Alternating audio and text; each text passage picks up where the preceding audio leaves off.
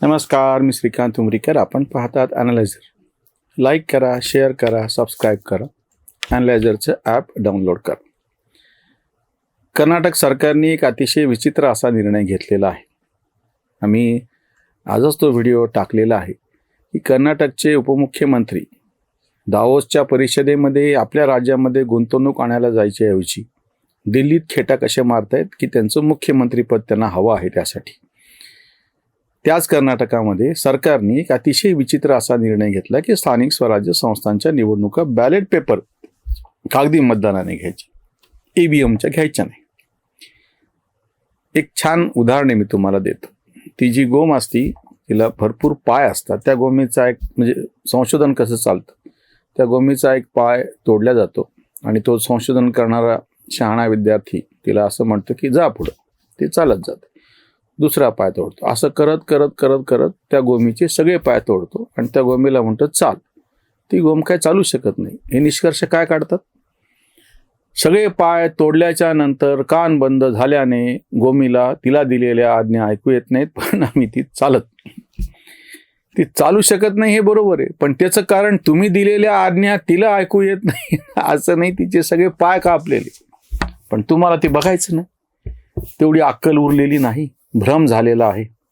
वारंवारच्या पराभवामुळे आणि नेत्याच्या नालायकपणामुळे जी काँग्रेस गर्तेमध्ये चाललेली, त्या काँग्रेसला आत्मपरीक्षण करायचं नाहीये, आत्मचिंतन करायचं नाहीये, सिंहावलोकन करायचं नाहीये, काहीच करायचं नाहीये. बोंबा कोणाच्या नावानं मारायच्यात? EVMच्या नावानं मारायच्या. 1-2 नाही 41 वेळा EVMच्या विरोधातल्या याचिका सर्वोच्च न्यायालयात गेलेल्या न्यायालयाने फेटाळून टाकल्या. आता तर परिस्थिती अशी आहे की EVMच्या नावानं जर कोणी याचिका घेऊन गेलं तर नुसती ती फेटाळल्या जात नाही, त्याला दंड होतो.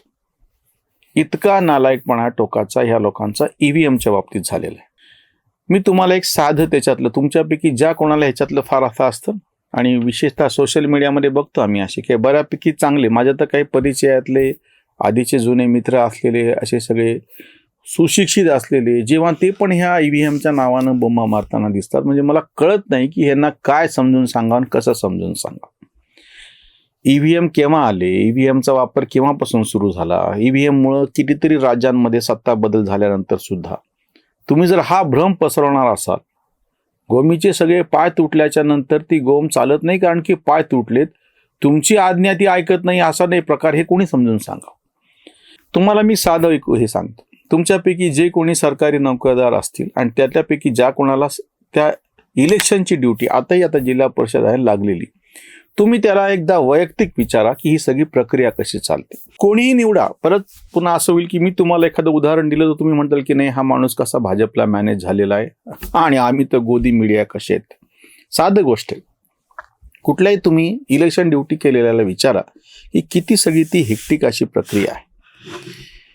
इतक्या सगळ्या कडेकोट बंदोबस्तातून त्या EVM मशीनवरती जी काही मतदान झालेले तो आकडा तिथं असलो, तो झालेला सगळा आकडा तिथं जे सगळे BLA ब्लॉक लेवल एजंट बसलेले असतात त्या सगळ्याच्या सहीनं त्याच्यावरती ते सील केलं जातं आणि मतदान म्हणजे मतमोजणीच्या वेळेस ते सील उघडताना तोच आकडा आहे का, म्हणजे जो आकड्यावरती सह्या केल्या होत्या त्याच्यापैकी जे लोक होते तेव्हा बंद करताना त्याच्यापैकी काही जण काय सगळेच हजर असाव्यात अपेक्षा असती, त्यांच्या उपस्थितीमध्ये ते उघडलं जातं आणि त्याच्यावरती तेवढं मतदान, पहिली गोष्ट स्वच्छ झाली.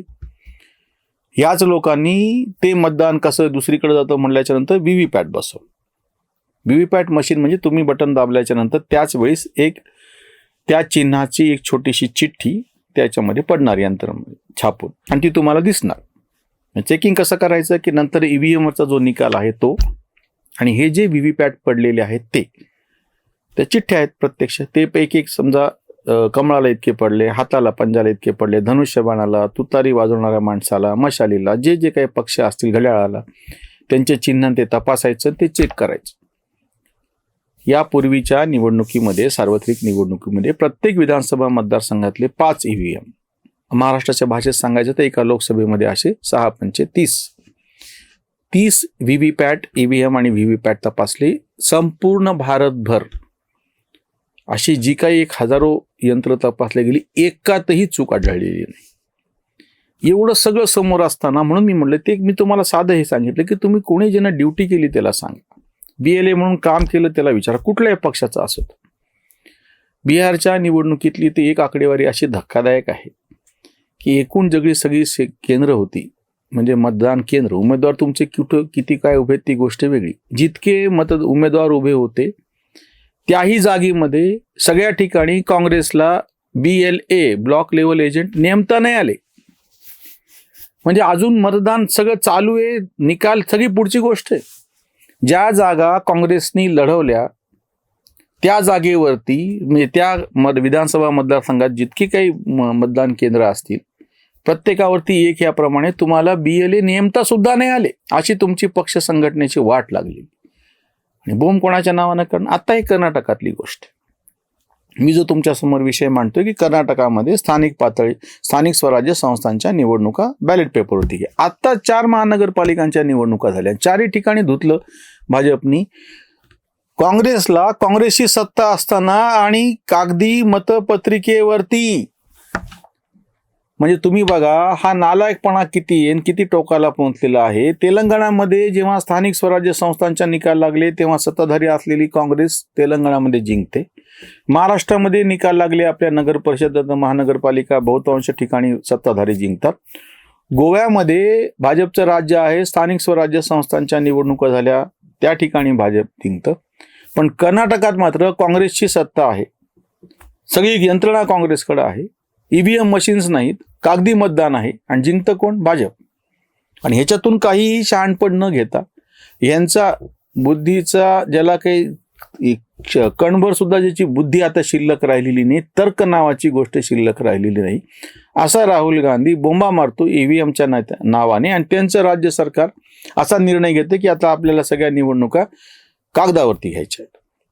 अरे पण ह्याच्यामुळे जे तुमच्या एका नालायकपणामुळे, तुमच्या वेळामुळे, जसं आपल्याकडे राजहट्ट, स्त्री हट्ट आणि बालहट्ट असे सांगितले, त्याच्यातला हा राजहट्ट, त्याच्या एका वेळापैकी अख्खी यंत्रणा केवळ संशयामुळं इतक्या प्रचंड मोठ्या खर्चामध्ये पडलेली आहे. आणि आमचा जो दुसरा आक्षेप आहे की हे जे स्वतः एरवी पर्यावरणवादी म्हणून घेणारे कुठेही म्हणजे कागदाचं नासडी, म्हणजे झाडं कशी तोडली जातात म्हणजे पर्यावरणाचा कसा नाश होतो. मग हे कागदावरचं मतदानासाठी काय तोडलेलं आहे? हे झाडं कुठून तयार केलेले होते? हवेतून तयार केले का? हे कागद कुठून तयार केले का? हवेतून तयार केले का? काय का काही जादू आहे काँग्रेसच्या कार्यालयामध्ये की अचानक कागद निर्माण होतो? या कागदासाठी प्रचंड प्रमाणामध्ये जेव्हा ह्या सगळ्या काय म्हणता येईल त्याला झाडं तोडावे लागतील, प्रचंड प्रमाणामध्ये सगळी यंत्रणा, कारण की त्या पेट्या मोठ्या आहेत, त्याचं सगळ्या गोष्टी अडचणीच्या आहेत. आणि EVM तरी परत वापरात येतात. आता एकदा हे मतदान झालं कागदावरचं, ते सगळं झालं, निकाल लागल्याच्यानंतर त्या मतपत्रिका संपलं ना त्यांचं आयुष्य, फेकून द्यावे लागतात, कचरा येतो, नंतर रद्दी येते. EVM तरी आपण परत वापरू शकतो. वापरून दाखवलेले अगदी एका EVM वरती 2 भाग करून आता ह्या प्रभागाच्या आम्ही जे मतदान केलं महानगरपालिकेसाठी एकाच वॉर्डामध्ये, पण लोकांनी सगळ्यांना सारखेच मतं दिले असं नाही झालेलं. 2 ठिकाणी एक निवडून आला, एक ठिकाणी एक दुसरा निवडून आला, 4थ्या ठिकाणी तिसऱ्याच पक्षाचा, असं घडलेलं आहे. आणि तरी तुम्ही बॉम्ब काय करणार EVMच्या नावानं? आणि समजा आत्ता कर्नाटकामध्ये या कागदावरच्या मतपत्रिकेमधून निकाल जर भाजपच्या बाजूने गेले तर हे काँग्रेसवाले काय करणार आहेत? मग काय म्हणणार तुम्ही? लोकांची डोकीच मॅनेज केलीत. म्हणजे ह्यांच्या वेळाला काही अर्थ नाही राहिलेला. आणि ह्यांचा नालायकपणा असा आहे की आम्ही नालायक जरी असलो तरी तुमच्यावर जबाबदारी आहे सिद्ध करायची. EVM आम्ही काही पुरावे देणार नाही, काही नाही, आम्ही कोर्टाचा निर्णय मानणार नाही, काही नाही, पण आम्हाला EVM नकोच. का नको? काही माहित नाही. का ती ह्यांचा पराभव होतो म्हणलं ना, त्या गोमीचे सगळे पाय तोडून टाकायचे आणि तिला चाल म्हणायचं, आणि ती चालत नाही म्हणले की बोंबा मारायचे की बघा सगळे पाय तोडल्याच्या नंतर गोम बहिरी होते आणि तिला दिलेल्या सूचना कळत नाहीत. असं यांचे निष्कर्ष आहेत. काय बोलणार त्याच्यावरती? कर्नाटकातले निकाल काय लागायचे ते लागू. आत्ताच त्याच कर्नाटकामधल्या 4च्या 4ही महानगरपालिकांच्या स्थानिक स्वराज्य संस्थांच्या निवडणुकामध्ये यांना माती खावं लागलेली काँग्रेसवाल्यांना, कागदावरच्या निवडणुका. आता उरलेल्या सगळ्या निवडणुका तुम्हाला कागदावर घ्यायच्या असतील, तुमची मर्जी, घ्या जे काय करायचं ते, पण त्याचं निष्कर्ष निघाल्याच्यानंतर ते मान्य तरी करा. राम मंदिरचा निकाल आला, असता काय त्यांनी मान्य केलेलं नाहीये. कुठलाही निकाल लागल्याच्या नंतर हे आधी म्हणतात की न्यायालयात जावं, न्यायालयात गेल्याच्यानंतर म्हणतात आम्हाला हे मंजूर नाही. त्याच्यामुळे ह्यांचं तर्क म्हणजे ते फुटक्या भांड्यामध्ये पाणी भरल्यासारखं होऊन गेलेलं. किती पाणी भरा, कारण भांड फुटका असल्यामुळे आपण किती पाणी भरलं तरी ते कधी भरणारच नाही. इथेच थांबूयात. धन्यवाद. जागृतीचा विधायक बुरुज